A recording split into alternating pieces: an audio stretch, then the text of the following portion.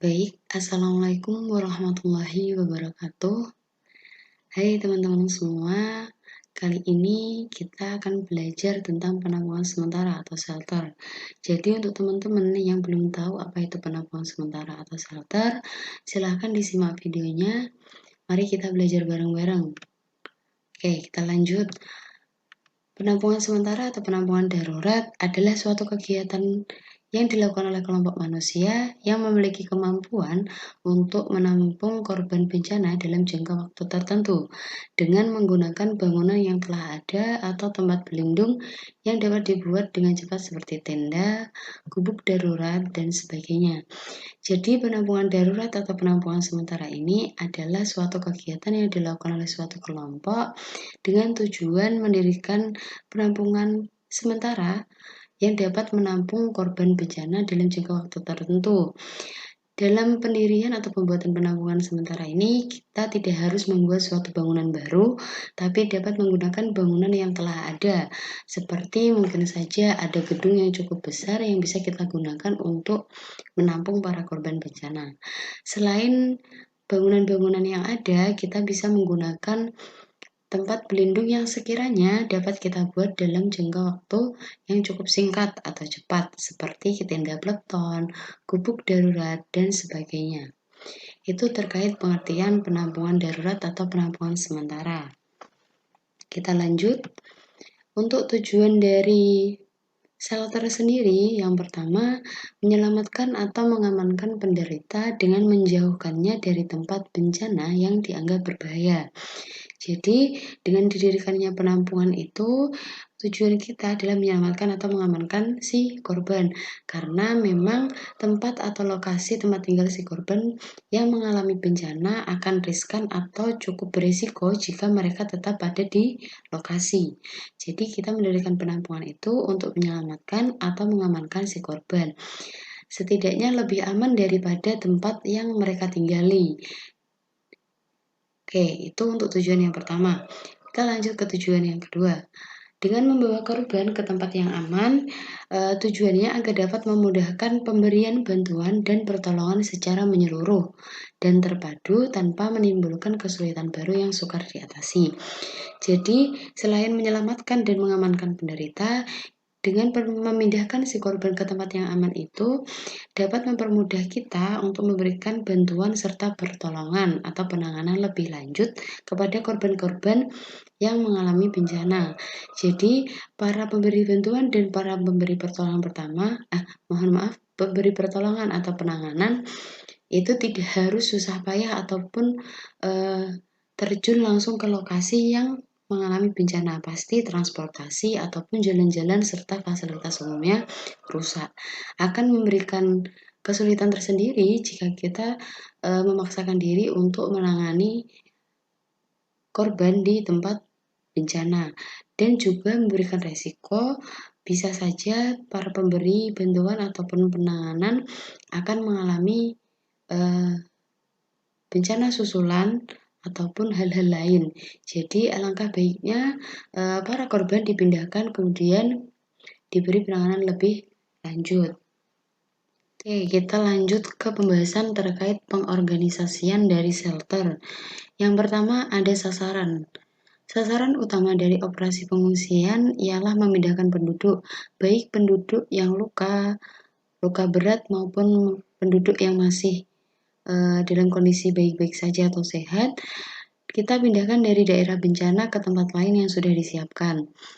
Jadi sasaran utamanya memang fokus pada pemindahan penduduk ke tempat yang lebih aman, karena lokasi pasca bencana pasti mengalami beberapa kerusakan, entah nanti ada kemungkinan memperparah kerusakannya, mungkin ada gedung yang rubuh dan lain sebagainya, atau bahkan ada bencana susulan. Jadi untuk mengantisipasi hal itu, sebisa mungkin kita pindahkan penduduk dari lokasi bencana ke tempat yang lebih aman. Yang kedua, berusaha memperkecil kemungkinan terjadinya korban atau resiko baik fisik, material maupun spiritual di tempat terjadinya bencana dan pada saat pelaksanaan pengungsian menuju ke penampungan sementara. Oke, selanjutnya kita masuk ke poin prioritas.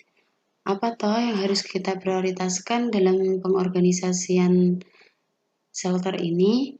Yang pertama-tama harus dilakukan ialah memindahkan orang-orang yang luka berat atau pasien-pasien yang memerlukan perawatan lebih lanjut ke rumah sakit terdekat atau rumah sakit rujukan.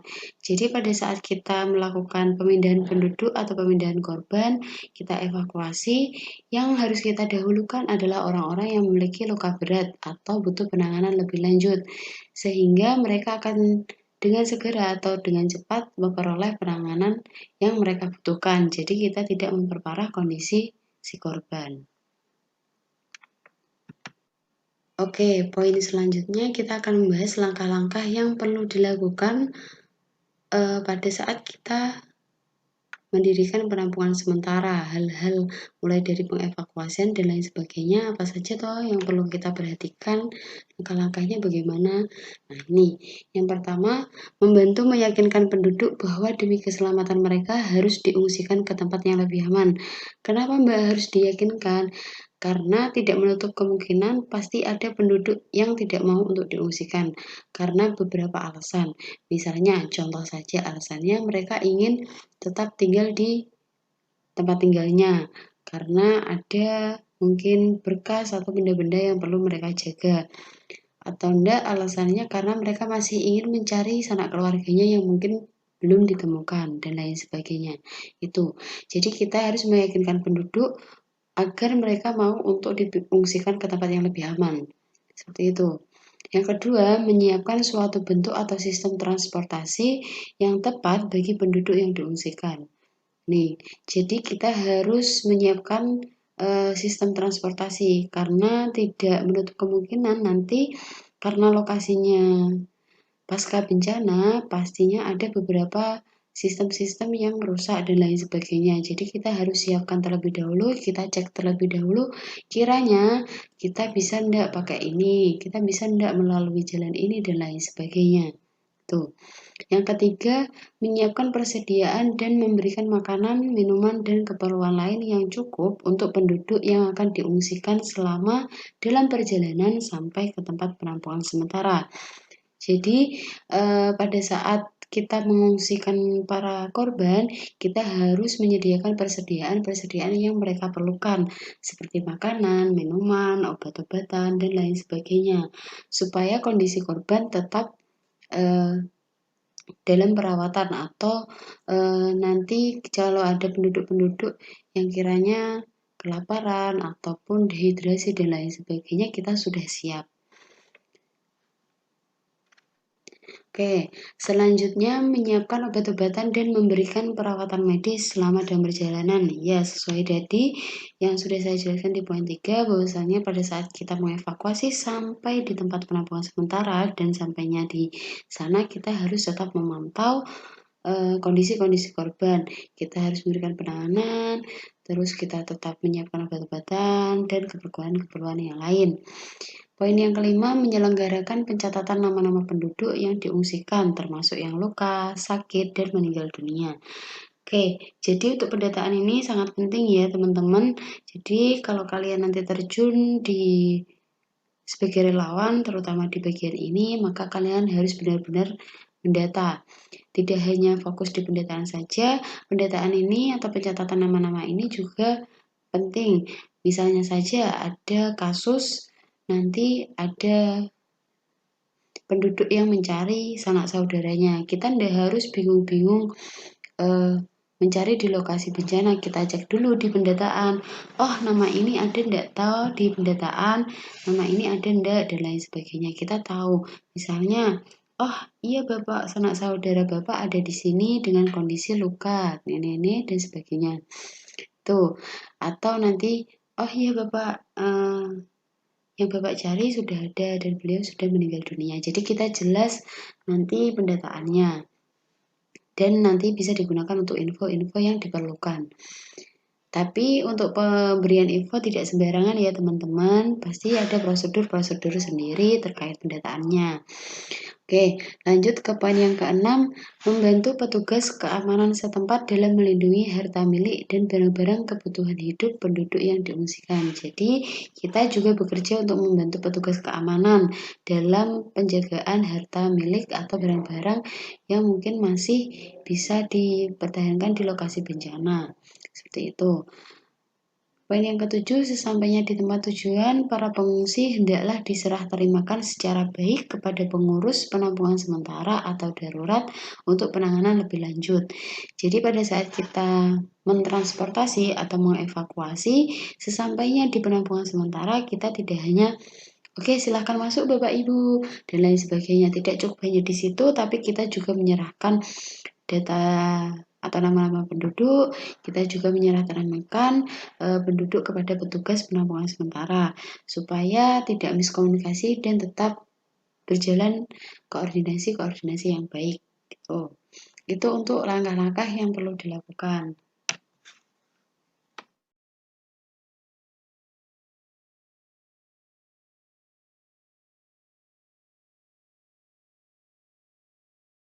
Oke, selanjutnya kita akan membahas persyaratan penampungan sementara. Jadi pada saat kita menentukan lokasi tempat yang digunakan untuk dijadikan penampungan sementara ini tidak sembarangan. Jadi ada syarat-syarat yang perlu kita perhatikan. Yang pertama, lokasi penampungan seharusnya berada di daerah yang bebas dari seluruh ancaman yang berpotensi terhadap gangguan keamanan, baik itu secara internal maupun secara eksternal.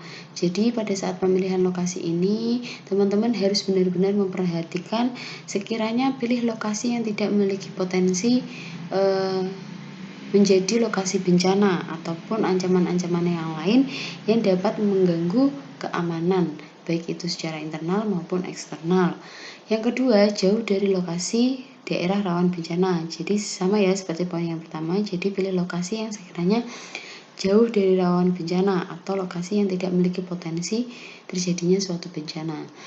Yang ketiga, hak penggunaan lahan seharusnya memiliki keabsahan yang jelas, diutamakan hasil dari koordinasi dengan pemerintah setempat.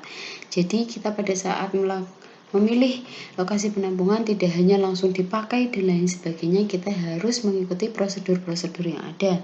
Kita izin terlebih dahulu, kita koordinasi dengan pemerintah setempat, sehingga nanti jelas, oh ini lokasinya saya sudah dapat izin, saya sudah berkoordinasi dengan pemerintah setempat seperti itu. Selanjutnya memiliki akses jalan yang mudah. Jadi kalau kita memilih lokasi, usahakan memiliki akses jalan yang mudah. Untuk apa, Mbak?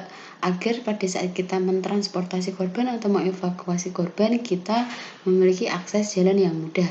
Kalau kita pakai akses yang mungkin jalannya rusak dan lain sebagainya, kemungkinan besar akan menambah resiko atau memperburuk keadaan dari si korban pada saat kita mengevakuasi korban.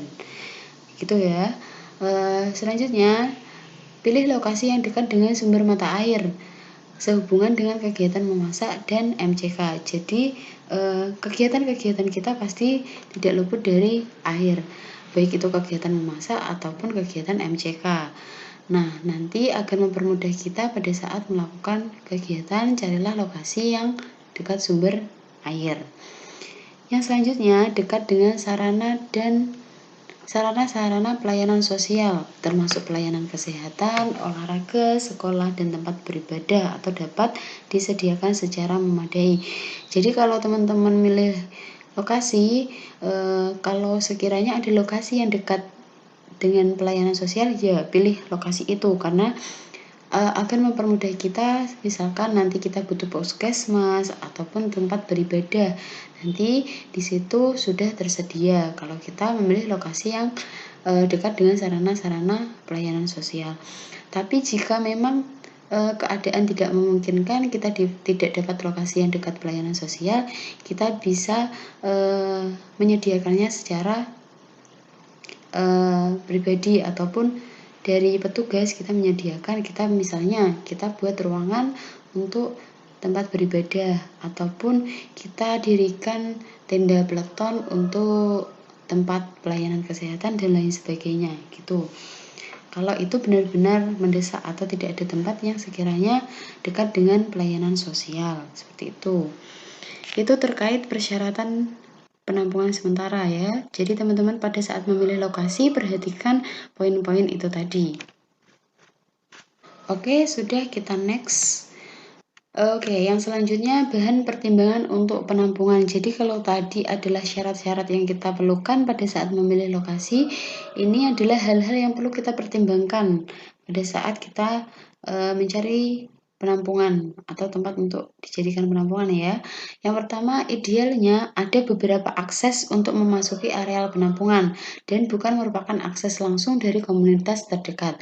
Jadi teman-teman pada saat menentukan lokasi penampungan yang sekiranya bisa diakses oleh banyak orang, tidak hanya komunitas tertentu saja yang bisa mengakses atau memasuki areal penampungan.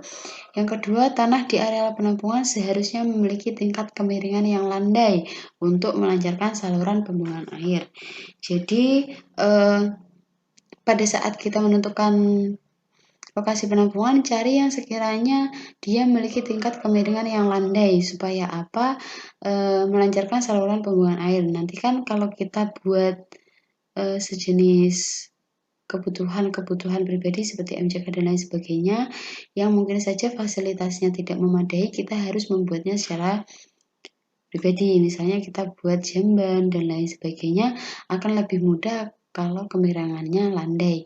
Selain itu pula kita mencari tingkat kemiringan yang landai itu untuk mempermudah kegiatan-kegiatan kita. Misalnya kalau kita dapat lokasi dengan kemiringan yang cukup menanjak akan mempersulit kita sendiri dan warga.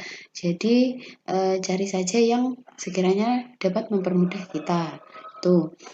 Kita lanjut, tanah di areal penampungan seharusnya bukan merupakan areal endemik penyakit. Oke, ini jelas dan pasti ya. Jangan cari lokasi yang memiliki tanah dengan potensi dapat menyebarkan penyakit. Tuh. Yang selanjutnya, lokasi penampungan seharusnya tidak dekat dengan habitat yang dilindungi atau dilarang seperti kawasan konservasi hutan, perkebunan, dan lahan tanaman. Nah, semacam itu ya, jangan terlalu dekat dengan kawasan-kawasan seperti itu. Selanjutnya, pengalokasian tempat penampungan seharusnya menggunakan cara yang bijak mengikuti dengan adat budaya setempat.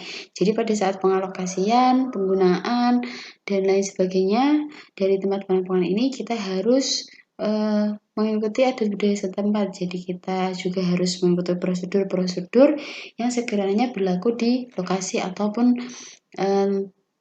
wilayah tersebut. Jadi kalau kita mau pakai tempat ya kita izin dulu, kita koordinasi dengan masyarakat setempat, kita sesuaikan dengan kebiasaan-kebiasaan masyarakat setempat. Seperti itu. Selanjutnya, libatkan masyarakat dalam pemilihan lokasi dan perencanaan. Nah ini, jadi pada saat kita memilih lokasi ataupun membuat rencana-rencana untuk pengungsian ini, kita tidak memutuskannya secara sepihak dari petugas, tapi juga berkoordinasi dan musyawarah dengan masyarakat setempat. Jadi kita mencari keputusan yang benar-benar baik disetujui baik dari pihak petugas, dari kita maupun dari masyarakat yang ada di wilayah tersebut. Oke, itu untuk hal-hal yang perlu dipertimbangkan ya teman-teman. Jadi kita perlu pertimbangan untuk nantinya kita putuskan, oh ini cocok untuk penampungan dan lain sebagainya. Selanjutnya kita masuk ke penampungan harus dapat meliputi kebutuhan ruangan. Jadi pada saat kita mendirikan suatu penampungan sementara atau penampungan darurat, kita harus memiliki beberapa ruangan atau posko. Nah, apa saja yang harus ada? Yang pertama, pos pelayanan komunikasi. Oke, di pos pelayanan komunikasi ini pastinya akan melayani berbagai informasi, komunikasi, dan lain sebagainya. Kemudian pos dapur umum. Nah, ini posko yang bekerja untuk melayani kebutuhan seperti makan, minum, dan lain sebagainya. Pendistribusian makan akan dialihkan atau dipegang oleh pos dapur umum ini. Ini akan saya jelaskan secara singkat saja ya. Mungkin nanti lain waktu kita akan memperdalam lebih lanjut terkait posko-posko ini. Yang selanjutnya pos Watsan. Nanti teman-teman di kegiatan ini pasti memperoleh materi Watson, jadi nanti mohon diperhatikan. Kalau secara singkatnya, Watson ini adalah posko-posko yang nanti akan membantu penyediaan air, ataupun misal nanti ada kebutuhan MCK dan lain sebagainya yang sekiranya mungkin saja kita pada saat kebutuhan MCK persiapan ataupun lokasi tempatnya tidak ada. Nah, nanti dari pos Watson ini akan mendirikan seperti jamban dan lain sebagainya agar kegiatan-kegiatan pribadi dari korban tetap berjalan. Terus untuk pos TMS ini, untuk TMS ini sebenarnya sama dengan RFL, Restoring Family Link. Jadi kalau teman-teman sudah dapat materi pasti tahu RFL itu seperti apa. Biasanya fungsi dari RFL sendiri adalah menghubungkan kembali atau membantu hubungan keluarga. Jadi kemudian pos PSP. PSP salah satunya nanti akan membantu para korban yang dapat trauma ataupun shock. Kita akan bantu mereka untuk pemulihan atau kembali ke kondisi semula. Kemudian ada pos humas dan komunikasi, ada pos relief dan distribusi, ada pos assessment atau penilaian keadaan. Kemudian ada pos pencarian dan evakuasi. Sudah jelas pasti nanti pos ini bertugas untuk mencari korban dan mengevakuasi. Itu beberapa posko-posko yang harus ada di tempat penampungan sementara. Oke, selanjutnya jenis penampungan sementara. Ada beberapa jenis penampungan sementara. Untuk menampung korban bencana diperlukan tempat penampungan sementara berupa 1. Bangunan yang sudah tersedia yang bisa dimanfaatkan seperti yang sudah saya jelaskan di awal. Bahwasanya kalau nanti kita dapat lokasi, kita dapat gedung yang sekiranya masih bagus dan baik dan bisa digunakan untuk penampungan sementara, ya kita bisa menggunakan gedung tersebut. Di sini ada contoh gereja, masjid, sekolahan, balai desa, gudang, dan lain sebagainya. Kemudian yang kedua, tenda. Oke, tenda ini adalah penampungan darurat yang paling praktis karena kita bisa mendirikannya dalam waktu yang cepat. Nah, itu bisa contohnya tenda beton, tenda regu, tenda keluarga, dan tenda pesta. Kalau tenda-tenda yang ada di contoh ini adalah tenda-tenda yang rata-rata memiliki luas ataupun ukuran yang cukup besar. Jadi tidak hanya tenda-tenda camping seperti biasanya yang kecil, yang biasanya dibuat untuk anak-anak sekolah itu enggak. Kita pakai tenda beton ataupun tenda pesta yang besar. Oke, yang ketiga ada bahan seadanya. Jadi kita bisa mendirikan tempat atau ruangan tertentu yang kita perlukan mulai dari menggunakan bahan-bahan yang ada, misalnya kayu, nanti diatapi dengan daun atau ranting dan lain sebagainya. Jadi ada 3 ya, ada bangunan, ada tenda atau penampungan darurat yang bisa didirikan dalam jangka waktu cepat dan bahan seadanya. Itu terkait jenis-jenis. Oke, ternyata sudah selesai teman-teman. Itu tadi uraian singkat mengenai materi shelter. Jadi kalau teman-teman masih ada yang dibingungkan, masih ada yang belum paham, ada yang masih ngambang, bisa langsung ditanyakan baik ke saya, Mbak Mas ataupun panitia yang lain. Atau nanti bisa komen di komentar YouTube ya, karena videonya akan diupload di YouTube. Nanti misalkan ada perubahan teknis, ya nanti teman-teman bisa tanya langsung ke Mbak Masnya. Bisa lewat WhatsApp grup, monggo, bisa. Oke, sebelum saya akhiri, saya ingatkan tadi di tengah video ada sedikit pertanyaan. Silahkan teman-teman jawab. Nanti untuk prosedur menjawab dan pengumpulan dari pertanyaan tadi, ikuti prosedur atau tata aturan yang sudah disediakan oleh panitia. Mungkin itu saja yang bisa saya sampaikan. Jika ada kurang lebihnya saya mohon maaf. Sekian saya akhiri. Wassalamualaikum warahmatullahi wabarakatuh.